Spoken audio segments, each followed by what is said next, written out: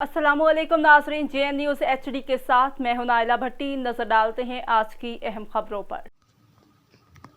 खबर शामिल करते हैं लाहौर से। JN न्यूज़ की शोबिज़ रिपोर्टर तारिक महमूद के साथ पुलिस चौकी बेगम कोट के इंचार्ज अजहर अब्बास शिराजी का नारावाज सलूक। तफसील के मुताबिक JN न्यूज़ के शोबिज़ रिपोर्टर तारिक महमूद गुज़िश्ता रात मोटरसाइकिल पर जा रहे थे कि एक कार में तुर्क बाशिंदों ने रोका। रास्ता पूछने के बहाने और 5-5 हज़ार रुपये के नोट 75,000 रुपये छीन कर फरार हो गए।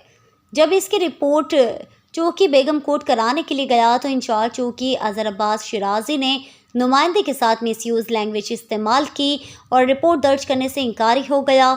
बाद में नुमाइंदे की रिपोर्ट दर्ज कर ली गई है।